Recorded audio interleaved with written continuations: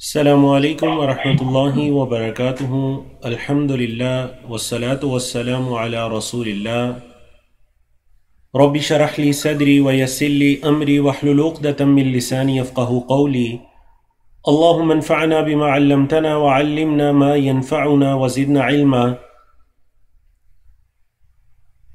قال المصنف عبد الله بن أحمد الحويل سر عظيم سيغير حياتك۔ جو سطور آپ کو سکرین پر دکھائی دے رہی ہیں یا آنے والی سلائیڈز کے اندر آپ انہیں دیکھیں گے، یہ ایک ایسا عظیم راز ہے جو آپ کی زندگی کو بدل کر رکھ دے گا، یا ایک مومن کی زندگی کو یہ راز بدل سکتا ہے۔ ان سطور کے لکھنے والے سعودیہ عرب کے معروف عالم دین شیخ عبداللہ بن احمد الحویل ہیں، اور وہ کہتے ہیں کہ ایک ایسا عظیم راز جو آپ کی زندگی کو بدل دے گا۔ یہ کیا راز ہے اور اس کے اندر کیا پوشیدہ ہے، آنے والی سلائیڈز کے اندر یہ دیکھتے ہیں۔ مصنف حافظہ اللہ فرماتے ہیں کہ حبب الی من الکتب السیر والتراجم وجعلت قرۃ عینی فی کتب اخبار الصالحین من سلف هذه الامہ۔ میرے دل کے اندر جو سلف صالحین کی سیرت اور جن کے اندر سلف صالحین کی زندگیوں کے حالات و واقعات لکھے گئے ہیں، ان کتابوں کی محبت میرے دل میں ڈال دی گئی۔ جیسے کہ بعض لوگ صحابہ کرام کی سیرت کو پڑھنا پسند کرتے ہیں، بعض تابعین کی سیرت کو پڑھنا پسند کرتے ہیں، بعض سلف صالحین، تو یہ کہتے ہیں کہ میرے دل کے اندر سلف صالحین کی سیرتوں کو اور ایسی کتابوں کو پڑھنے کی محبت کو ڈال دیا گیا جن کے اندر اللہ کے نیک بندوں کے قصے کہانیاں اور واقعات ہوں۔ یہاں تک کہ کہتے ہیں فَكُنْتُ أَعْجَبُ، میں بڑا تعجب کیا کرتا تھا، اور میرا تعجب ختم ہی نہ ہوتا کہ یہ لوگ کیسے اتنی عبادتیں کیا کرتے ہیں اور ایمان کے اندر یہ ان درجات تک کیسے پہنچے، زہد کے اندر ان منزلوں تک یہ کیسے پہنچتے۔ کہتے ہیں یہاں تک کہ بس میری زبان سے یہ الفاظ نکلتے جو الفاظ امام احمد ابن حنبل رحمہ اللہ کی زبان سے نکلا کرتے تھے۔ وَكَانَ امام اہل سنہ احمد ابن حنبل يردد، احمد ابن حنبل يردد ماذا يردد أَيْنَ نَحْنُ مِنْ هَؤُلَاءِ، بس وہ یہی کہا کرتے کہ کہاں وہ اور کہاں ہم۔ یعنی جب میرا تعجب ایک انتہا کو پہنچ جاتا تو میں یہی کہتا کہ أَيْنَ نَحْنُ مِنْ هَؤُلَاءِ، ہم کہاں ہیں اور یہ سلف صالحین کہاں تھے، وہ کن مراتب پر اور کن درجات پر فائز تھے۔ یہاں تک کہ کہتے ہیں کہ میں ان کی سیرتوں کو، ان کے حالاتی زندگیوں کو پڑھتے پڑھتے اس راز تک پہنچنے کی کوشش کر رہا تھا کہ جس راز کو پا کر وہ ان منازل اور ان درجات تک پہنچ گئے۔ کہتے ہیں افتش عن السر، میں تفتیش کر رہا تھا، میں تلاش کر رہا تھا اس راز کو جو ان کے دلوں کے اندر ہے، اور اس راز نے انہیں ان مقامات تک پہنچا دیا۔ کہتے ہیں کیا وجہ ہے؟ لعل قلوبنا تصلح بما صلحت به قلوب هؤلاء العظماء، شاید کہ ہمارے دل بھی اس چیز کے لیے پاک ہو سکیں اور اس چیز کے قابل ہو سکیں کہ جس چیز کے لیے یا جس مقام و مرتبے کے لیے ان کے دل قابل ہوئے، اور ہم بھی ان درجات تک پہنچ سکیں جن درجات تک وہ پہنچے، ان ایمان کے اندر اور ایک دوسرے سے سبقت لے جانے والے۔ یہاں تک کہ کہتے ہیں کہ میں نے امام بکر بن عبداللہ المزنی ہیں، بہت بڑے امام گزرے ہیں، ان کا یہ بات مجھ تک پہنچی، مر بی کلام بکر بن عبداللہ المزنی، بکر بن عبداللہ المزنی کی یہ بات مجھ تک پہنچی، کیا پہنچی کہ عن صدیق هذه الامہ، حضرت ابوبکر صدیق رضی اللہ تعالیٰ عنہ کے بارے میں انہوں نے کیا کہا؟ انہوں نے کہا کہ واللہ ما سبقہم ابو بکر بکثرت صلاۃ ولا صیام ولا بکن بشیء وقر فی قلبہ، ابو بکر صدیق رضی اللہ تعالیٰ عنہ جو اس مقام و مرتبے تک پہنچے تو کوئی بہت زیادہ دیگر صحابہ کے مقابلے میں بہت زیادہ نمازوں یا روزوں کی وجہ سے نہیں، بلکہ ان کے دل کے اندر جس چیز نے گھر کر لیا تھا اس کی بنیاد پر وہ اس مقام و مرتبے تک پہنچے۔ کہتے ہیں فزاد شغفی لمعرفت هذا الشیء، اب میرا شغف بڑھتا گیا کہ میں اس چیز کو جانوں کہ حضرت ابوبکر صدیق رضی اللہ تعالیٰ عنہ کے دل میں وہ کیا راز تھا۔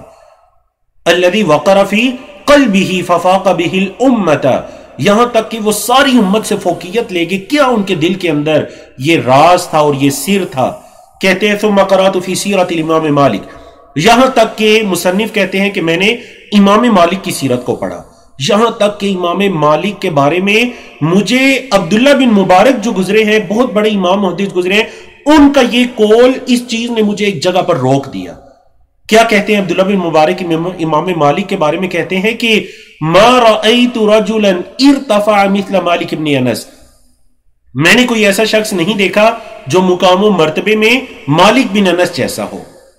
اب کہتے ہیں لیس لہ کثیر صلاۃ ولا صیام، اب امام مالک بن انس جو تھے ان کا کوئی بہت زیادہ وہ نماز روزہ کرنے میں، یعنی دیگر لوگ ان سے زیادہ بھی لوگ ان کے وقت میں نماز روزے کے، آپ کہہ لیں کہ نفلی نمازوں روزوں کی پابندی کرنے والے اور نوافل میں سبقت لے جانے والے تھے.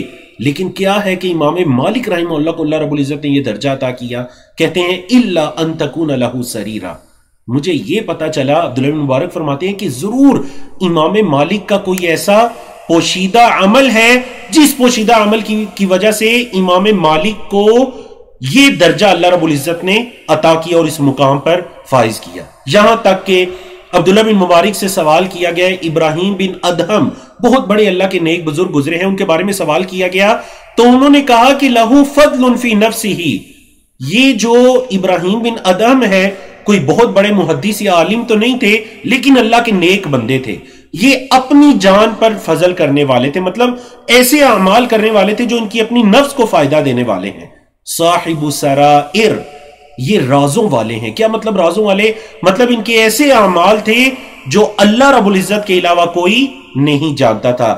اب مصنف کہتے ہیں ان سطور کے لکھنے والے کہ فزاد حرصی، میرا حرص اور زیادہ ہو گیا. کس چیز پر؟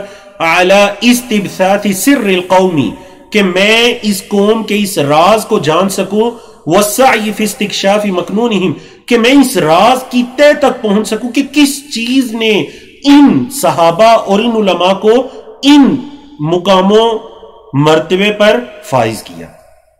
کہتے ہیں یہ جو ایک جذبہ اور ایک جستجو تھی یہ میرے دل کے اندر باقی تھی، میں اسی حال میں تھا یہاں تک کہ میں نے اللہ کے نبی کریم صلی اللہ علیہ وسلم کی یہ حدیث پڑھی، اللہ کے رسول صلی اللہ علیہ وسلم کی یہ حدیث پڑھی. کہتے ہیں اقرأ حدیثا نبویا کریما طار به قلبی فرحا، میرا دل خوشی سے اڑنے لگا. وطافحت لأجلہ روحی سرورا، میری روح کے اندر سرور داخل ہو گیا. اظہر علی ما کان خافیا، اور مجھے وہ چیز مل گئی جو مجھ پر چھپی ہوئی تھی. وَأَذَا عَلِي مَا كَانَ كَاتِمًا وَأَبَانَ عَلِي مَا كَانَ مُبْهَنًا، جو چھپی ہوئی مبہم چیز تھی وہ مجھ پر واضح ہو گئی جب مجھے اللہ کے رسول صلی اللہ علیہ وسلم کی حدیث مبارکہ پتہ چل گئی.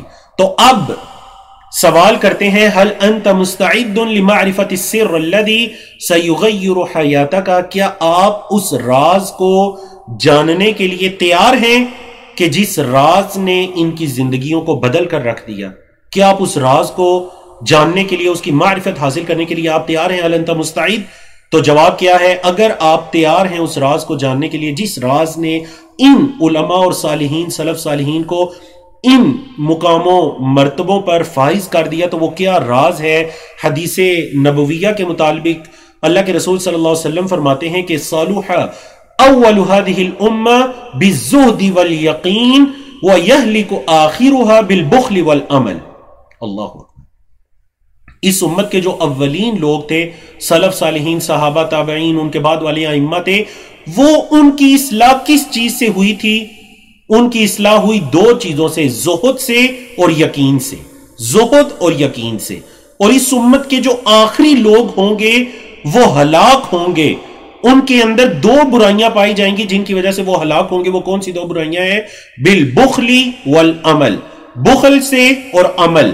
کیا مطلب بخل؟ مطلب کنجوسی، فرائض اور نوافل کی ادائیگی میں بھی کنجوسی، اللہ کی راہ میں خرچ کرنے میں بھی کنجوسی، نیکیاں کرنے میں بھی کنجوسی، کسی کی اصلاح کرنے میں بھی کنجوسی. بخل کے اندر تمام چیزیں. والعمل، اس زندگی پر اتنا اعتماد کرنا کہ آخرت کو بھول جانا، یہ عمل ہے. تو فرمایا یہ جو لوگ قیامت کے ہاں جو آخری لوگ ہوں گے وہ ہلاک ہوں گے، ان کے اندر دو برائیاں ہوں گی. وہ کیا دو برائیاں ہیں؟ بخل اور عمل. اور جن لوگوں کی اصلاح ہوئی تھی ان کی اصلاح بھی ہوئی تھی زہد کے ساتھ اور یقین کے ساتھ. تو کہتے ہیں کہ حل ادرکت الآن، کیا آپ کو پتہ چل گیا کہ وہ کیا چیز تھی جو حضرت ابوبکر صدیق رضی اللہ تعالیٰ عنہ کے دل میں اتری؟ وہ کیا راز تھا جس راز نے امام مالک کو، ابراہیم بن آدم کو، اور اسی طرح حسن بصری کو، احمد ابن حنبل کو ان درجات اور ان مرتبوں پر فائز کر دیا؟ کہتے ہیں انہ الیقین یا سادہ. محترم سامعین، وہ کیا ہے؟ وہ یقین ہے. وہ کیا چیز تھی؟ وہ یقین تھی. وہ یقین ہے، وہ چیز یقین تھی جس یقین نے ان علماء اور صالحین کو ان درجات پر فائز کر دیا. کہتے ہیں وہ یقین جس کے بارے میں ابن قیم رحمہ اللہ فرماتے ہیں کہ الیقین من الایمان بمنزلۃ الروح من الجسد. یقین کا ایمان کے ساتھ وہی تعلق ہے جو کہ جسم کے ساتھ روح کا تعلق ہے. اب دیکھیے، جسم سے اگر روح نکال دی جائے تو کیا جسم کچھ وہ تو مردہ جسم ہو جاتا ہے. تو بالکل ایمان کے اندر یقین کا یہ درجہ ہے، ایمان کے اندر یقین کا یہ درجہ ہے جو جسم کے اندر روح کا درجہ ہے. اور کہتے ہیں یہی تو وہ چیز ہے جس سے عارفون، اللہ کے بارے میں اور دین کے بارے میں علم رکھنے والے، معرفت رکھنے والے لوگ مختلف درجات کے اندر فائز ہوتے ہیں. ایمان تو سب لاتے ہیں، لیکن جن کا یقین جتنا پختہ ہوتا ہے اللہ رب العزت پر، وہ اتنے درجات کے اندر بلند ہو جاتے ہیں. کہتے ہیں وَفِيهِ تَنَافَسَ الْمُتَنَافِسُونَ وَإِلَيْهِ شَمَّرَ الْعَامِلُونَ. عمل کرنے والے اسی چیز کی تو تگودو کرتے ہیں، اسی میں تو اپنے آپ کو تھکاتے ہیں اس یقین کو پانے کے لیے. وہ یقین جس کے بارے میں عبداللہ بن مسعود رضی اللہ تعالیٰ عنہ فرماتے ہیں کہ الصبر نصف الایمان، صبر کرنا یہ نصف ایمان ہے. والیقین والایمان کلہ، لیکن یقین جو ہوتا ہے وہ سارا کا سارا ایمان ہے. صبر کرنا یہ آدھا ایمان کا نصف ہے، لیکن یقین جو ہوتا ہے یہ کامل ایمان ہے.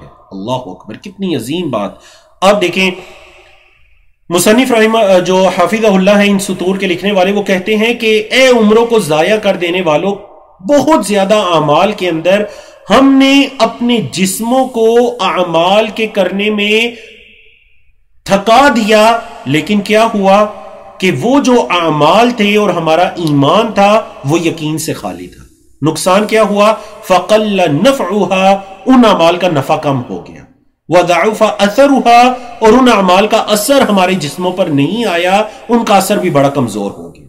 تو کہتے ہیں یہ یقین ہے جو روح و اعمال القلوب، دل کے جو اعمال ہیں، دل کے اعمال مطلب ایمان، اخلاص، اللہ کے ساتھ محبت، اللہ پر توکل، اللہ پر ایمان، یہ ساری چیزیں دل کے اعمال ہیں جن کو اعمال القلوب کہتے ہیں.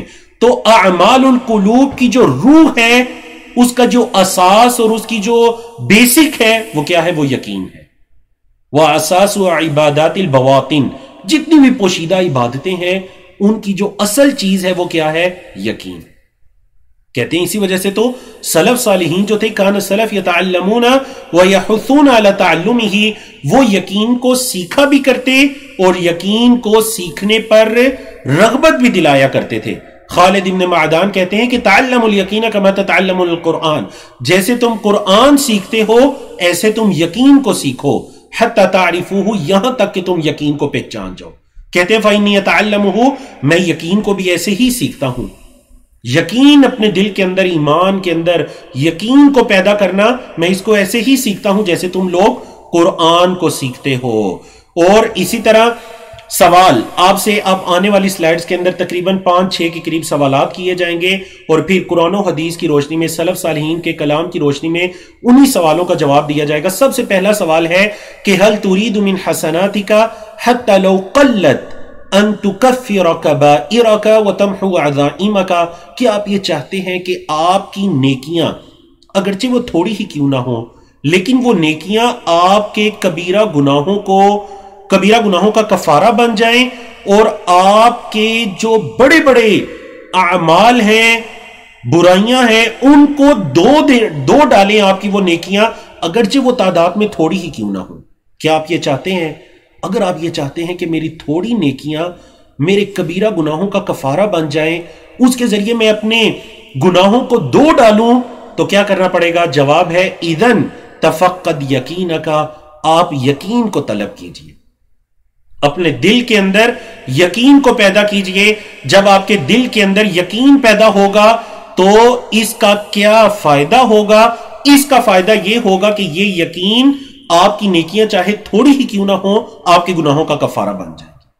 شیخ الاسلام ابن تیمیہ رحمہ اللہ کا ایک قول شامل کرتے ہیں، کہتے ہیں کہ الحسنۃ الواحدہ واحدۃ قد یقترن بها من الصدق والیقین ما یجعلها تکفر الکبائر.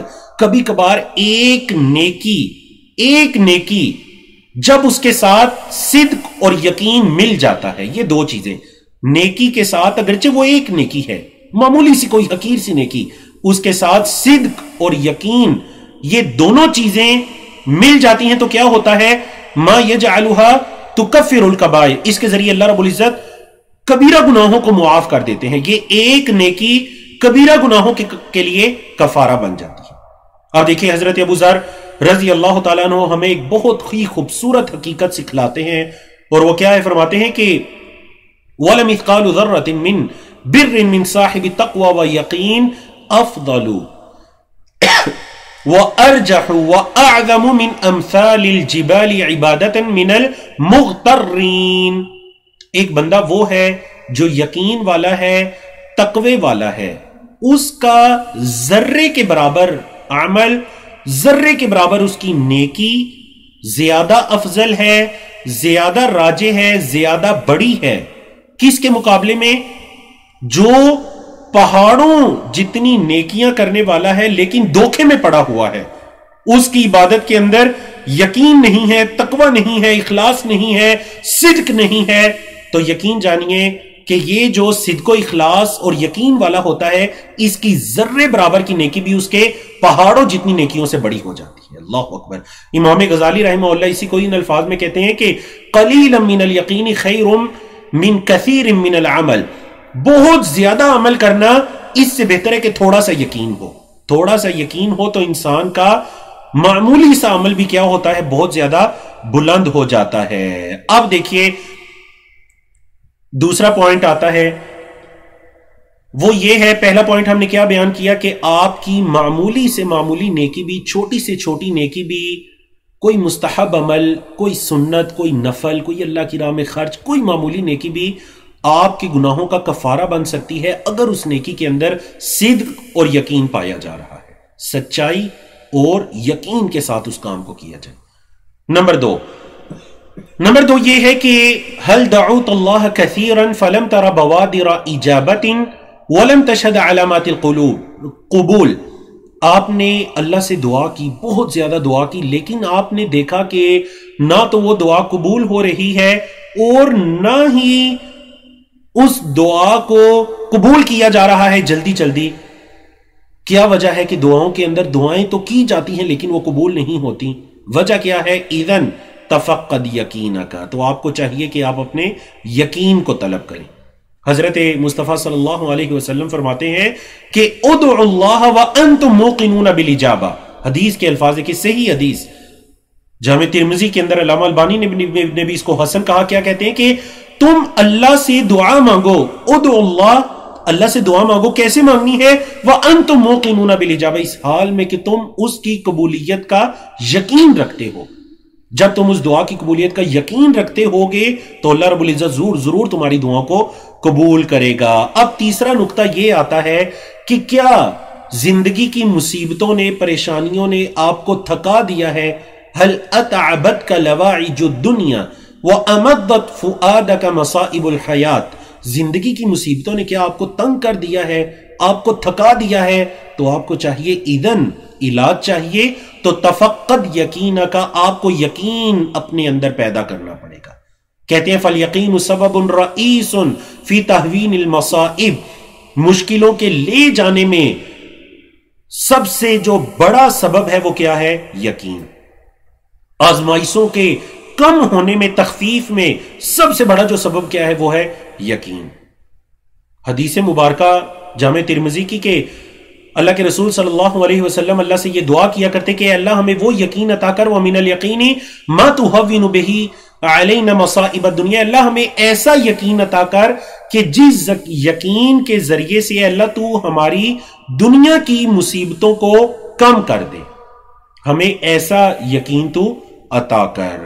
جی نمبر 4 یہ ہے کہ کیا آپ دنیاوی زندگی میں سعادت چاہتے ہیں، خوش بختی چاہتے ہیں، آپ خوش ہونا چاہتے ہیں، آپ اس زندگی سے سعادت حاصل کرنا چاہتے ہیں اور آپ اپنے دل کے اندر اطمینان اور طمأنینت کو لانا چاہتے ہیں، تو اس کا بھی ایک ہی علاج ہے، اور وہ کیا علاج ہے کہ آپ تفقد یقینا کا، کہ آپ اپنے یقین کو تلاش کیجئے، اپنے اندر یقین کو پیدا کیجئے، آپ کی زندگی اطمینان اور خوشیوں اور سعادت سے بھر جائے گی.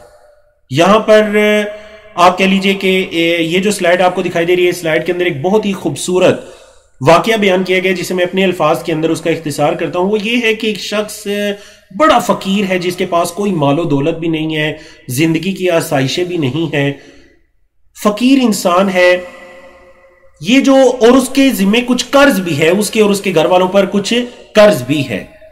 اب اس یقین انسان کو کبھی کبھار اس کی پریشانی میں یہ رو بھی پڑتا ہے اپنے فقر و فاقے کی وجہ سے، یعنی اس حالت تک اس کی حالت یا اس کی تنگ دستی پہنچ چکی ہے. اب ایک مرتبہ کیا ہوتا ہے کہ اس کا ایک چچا ہے جو کسی یورپی ملک کے اندر ہے، وہ چچا فوت ہو جاتا ہے اور اس چچا کا کوئی والی وارث نہیں ہے. اس کو اطلاع ملتی ہے کہ یہ اپنے چچا کا اکیلا وارث ہے اور اس کے چچا کی جائیداد جس کی مالیت 100 ملین ہے، $100 ملین وہ اس کو ملنے والی ہے. اب اس کی خوشی کے کیا کہنے ہوں گے، لیکن ساتھ اسے یہ بتا دیا جاتا ہے کہ یہ جو رقم ہے تمام پروسیس سے گزرنے کے بعد 1 سال کا وقت لگے گا اور یہ آپ کو مل جائے گی. اب بتائیے کہ یہ شخص کیسے اپنی دن رات کو گزارے گا؟ یقیناً وہ خوش ہوگا، اگرچہ مصنف حافظہ اللہ کہتے ہیں کہ اگر ابھی تو وہ غریب ہے، اس کے پاس کچھ بھی نہیں ہے، فقر و فاقہ کے اندر ڈوبا ہوا ہے، لیکن وہ خوش ہے، وہ بڑا اتراتا پھرتا ہے. کیوں؟ کیونکہ 1 سال بعد اس کو خوشی اور اس کو وہ رقم ملنے والی ہے جس کے ذریعے سے اس کا فقر و فاقہ ختم ہو جائے گا. اب وہ یہ سوال کرتے ہیں کہ دیکھیے کذالک یقین، یہ اس بندے کا یقین ہے کہ 1 سال بعد اس کو ملے گی اور اس کی حالت ہی تبدیل ہو گئی، وہ خوش رہنا شروع ہو گیا، وہ اپنی مصیبتوں کو اور پریشانیوں کو، اپنے فقر و فاقے کو بھول گیا. یہی مومن کی مثال ہے کہ مومن ان موجودہ فقر و فاقے یا دنیا کی مصیبتوں کو نہیں دیکھتا، بلکہ وہ کس کو دیکھتا ہے؟ وہ دیکھتا ہے بما اعدہ اللہ لہ فی الجنہ، جو اللہ نے جنت میں مومن کے لیے تیار کر رکھا ہے. مومن کی نگاہ تو اس پر ہوتی ہے، سیجعلہ سعیدا، وہ اس کی طرف دیکھے گا تو یہ چیز اس کو سعادت والا بنا دے گی. مطمئنا، اس کے دل کے اندر اطمینان پیدا ہو جائے گا. مہما کان فقرہ وبلاؤہ، کتنا ہی فقیر کیوں نہ ہو، کتنا ہی آزمائشوں کے اندر ڈوبا ہوا کیوں نہ ہو، لیکن جب اس کی نگاہ آخرت پر ہوگی، جنت پر ہوگی، جو اللہ نے اس کے لیے تیار کر رکھا اس پر ہوگی، تو یہ دنیا کی مصیبتیں اس کے لیے کیا ہو جائیں گی؟ انتہائی کم ہو جائیں گی. تو یہ بھی کس سے ہوگا؟ آخرت پر یقین سے ہوگا. جی اگلا سوال یہ ہے کہ هل فکرت یوما ان تصبح من ائمة الدین ومن رموز الاسلام، کیا آپ نے کبھی یہ سوچا کہ آپ دین کے جو امام قسم کے لوگ ہیں، یعنی دین کو جو لیڈ کرنے والے لوگ ہیں، دنیا جن کو سنتی ہے، ان کے پیچھے چلتی ہے، کیا آپ نے کبھی سوچا کہ آپ ان میں سے ہو جائیں جو اسلام کے لیے ایک علامت سمجھے جاتے ہیں؟ اس کا بھی ایک ہی حل ہے. اگر آپ اس درجے پر پہنچنا چاہتے ہیں، اذن علیک بالیقین، آپ کو اس خواب کے پورا کرنے کے لیے بھی یقین کو تھامنا پڑے گا.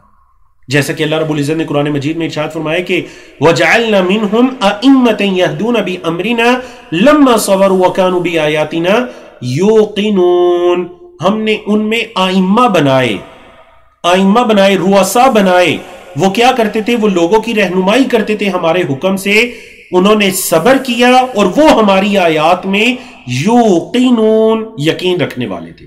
دیکھیں سب سے آخری الفاظ جو ہمارے موضوع سے متعلق ہے وہ کیا ہے؟ وَكَانُوا بِآيَاتِنَا يُوقِنُونَ. یہ جو لوگ تھے ان کی کیا صفت تھی، ان کی کیا خاصیت تھی؟ یہ ہماری آیات میں یقین رکھنے والے تھے. ابن تیمیہ رحمہ اللہ کا بڑا خوبصورت قول جو اکثر ہم اپنے اساتذہ کی زبانوں سے سنتے ہیں، ابن تیمیہ رحمہ اللہ فرماتے ہیں کہ بالصبر والیقین تنال الامامۃ فی الدین دین کے اندر اگر امامت چاہیے تو یہ صبر و یقین کے ساتھ آئے گی. جیسے وہ دیکھیں علامہ اقبال رحمہ اللہ نے بھی کہا تھا کہ لیا جائے گا تجھ سے کام دنیا کی امامت کا. اب اس سے مراد یہ جو یہ علامہ اقبال رحمہ اللہ نے امامت کا کہا تو اس سے مراد کوئی صرف مسجد کی امامت تو نہیں ہے, یہ تو ایک چیز ہے دنیا کی امامت کا کام. اللہ اکبر, جو وہ پاک و ہند کے مسلمانوں کو جس درجے پر دیکھنا چاہتے. تو ابن تیمیہ رحمہ اللہ کہتے ہیں بالصبر والیقین تنال الامامت فی الدین, اگر دین کے اندر امامت چاہتے ہو تو وہ دو چیزوں سے ملے گی. وہ کیا ہے؟ صبر اور یقین. مصنف کہتے ہیں کہ ابن تیمیہ رحمہ اللہ نے بالکل سچ کہا. کیوں؟ کیونکہ جو صبر ہوتا ہے یسد منافذ الشہوات, وہ انسان کی شہوات کو کم کرتا ہے, اس کی خواہشات پر قابو پانے کے لیے جو چیز ہے وہ صبر ہے. وہ برائی سے بچتا ہے, صبر کرتا ہے, نیکی کرتا ہے, صبر کرتا ہے, نوافل فرائض کی پابندی کرتا ہے, صبر سے کام لیتا ہے. یہ پہلی چیز. اور دوسری والیقین یسد ابواب الشبہات, اس کے دل کے اندر کوئی شک و شبہ نہ پیدا ہو جائے, اس چیز سے اسے کیا چیز بچاتی ہے؟ یقین. یقین اسے اس کے دل کے اندر کوئی شبہ پیدا نہیں ہونے دیتا, اور صبر اس کے دل کے اندر کسی شہوت کو غالب نہیں آنے دیتی. اور جس نے ان دو دروازوں کو بند کر دیا, شہوات کا اور شبہات کا, تو وہ اس درجے پر فائز ہو گیا جس درجے کو کہا جاتا ہے الامامت فی الدین, وہ اس درجے کا مستحق ہو گیا. اب دیکھیے اگلا سوال آپ سے یہ ہے, غالباً سیکنڈ لاسٹ سوال ہے, اور وہ یہ ہے کہ حل طاقت نفسک لاتقان عبادت التفکر و احسان مہارت التدبر, کیا آپ کی نفس تفکر اور تدبر کی مہارت کو اختیار کرنا چاہتی ہے کہ آپ تفکر کرنے والے اور آپ تدبر کرنے والے بن جائیں؟ اس کا بھی ایک ہی حل ہے, اور وہ کیا حل ہے کہ آپ کو یقین اپنے اندر پیدا کرنا پڑے. کیونکہ جو یقین ہوتا ہے, یہ اللہ رب العزت کی آیات دو طرح کی ہیں. ایک الآیات المقروءہ, وہ آیات جو قرآن مجید میں پڑھی جاتی ہیں, اور ایک آیات کا مطلب ہے اللہ کی نشانیاں جو اس کائنات کے اندر پھیلی ہوئی ہیں. تو مومن ان دونوں آیات سے فائدہ اٹھاتا ہے, اللہ کی نشانیوں سے. ان میں تفکر کرتا ہے, سوچ و بچار کرتا ہے, ان میں تدبر کرتا ہے, تو وہ اللہ کی نشانیوں میں اور اللہ کی ان آیات سے فائدہ اٹھانے والا بن جاتا ہے. اور دیکھیں پہلے کے دلیل اللہ کا یہ فرمان ہے قد بینا الآیات لقوم یوقنون, قرآن مجید کی جو آیات ہیں ہم نے اس کو بڑا واضح کیا. کس کے لیے واضح کیا؟ لقوم یوقنون, جو یقین رکھنے والے ہیں. یقین رکھنے والوں کے لیے ہم نے ان آیات کو کیا کر دیا؟ بڑا واضح کر دیا. اور دوسرا کیا ہے؟ وَفِي الْأَرْضِ آیَاتٌ لِّلْمُوقِنِينَ, اس کائنات کے اندر نشانیاں ہیں. وہ نشانیاں کن کے لیے ہیں؟ لِلْمُوقِنِينَ, جو یقین رکھنے والے ہیں.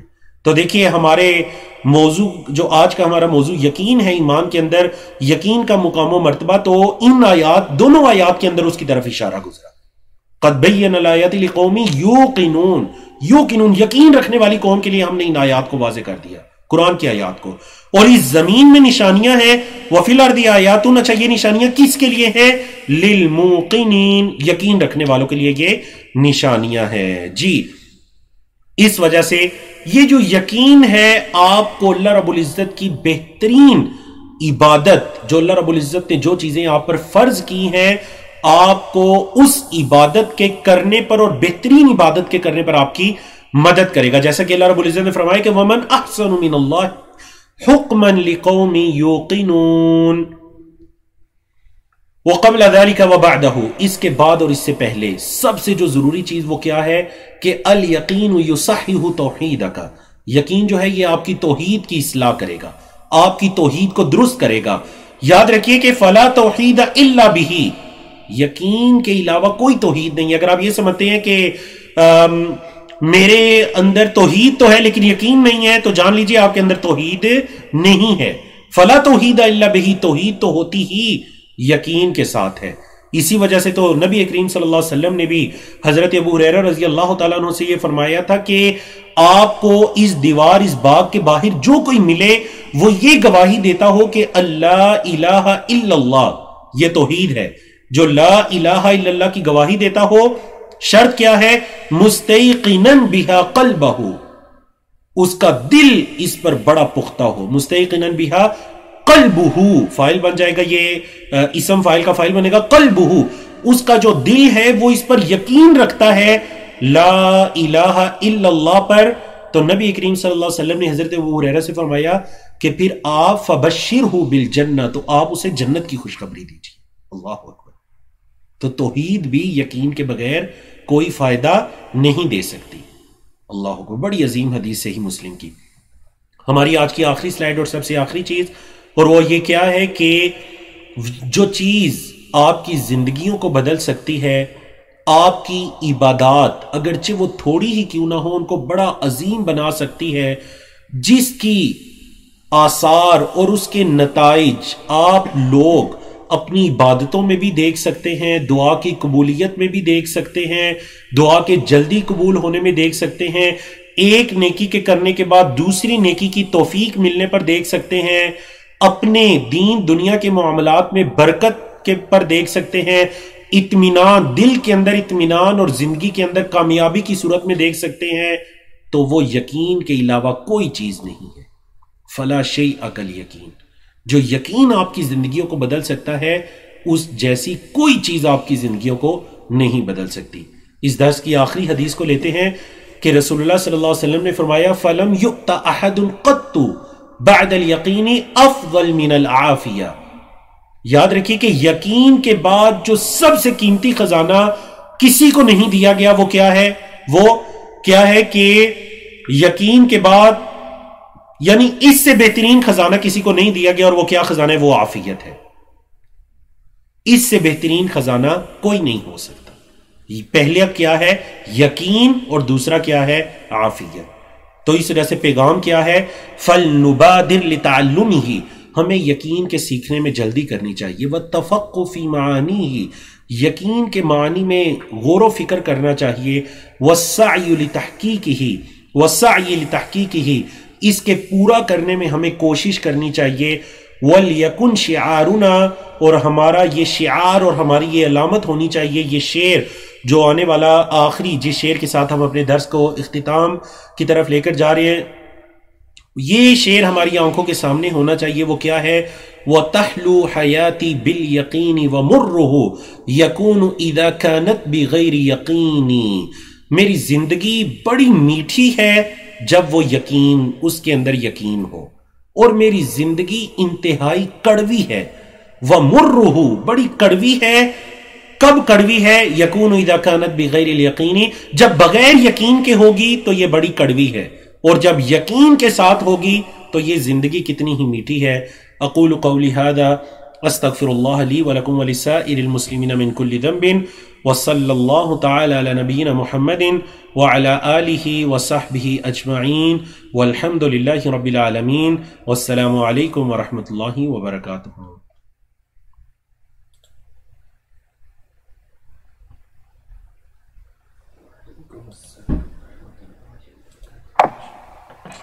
ماشاءاللہ جزاکم اللہ وحسن جزاک فی الدارین. یہ تھے فضیلت الشیخ محترم بھائی حافظ زین عرفان صاحب حافظہ اللہ تعالی، جو بڑے ہی مدلل انداز کے اندر ایمان و عمل میں یقین کا مقام و مرتبہ بیان فرما رہے تھے. تو اللہ تعالیٰ سے دعا ہے کہ اللہ تعالیٰ ہم کو پہلے ایمان اور عمل اس کے مطابق کرنے کی توفیق عطا فرمائے، اور پھر اس کے اندر ہمیں یقین جو ہے وہ پیدا کرنے کی توفیق عطا فرمائے، اور اللہ تعالیٰ ایسے ہی اعمال کر کے ہم کو اس دنیا سے لے جائے. تو تمام بھائیوں کو بہت زیادہ شکریہ جنہوں نے تھوڑی سی پرابلم کے باوجود اس کو جوائن کیے رکھا، اور خصوصاً فضیلت الشیخ محترم زین عرفان بھائی کا جنہوں نے بہت ہی احسن اور بہت ہی مدلل انداز کے اندر اس موضوع کو بیان فرمایا. تو تمام بھائی مجلس کفارے کی دعا پڑھ لیں. اگلے منگل کو انشاءاللہ پھر ملیں گے. سبحانک اللہم و بحمدک اشہد ان لا الہ الا انت استغفرک و اتوب الیک.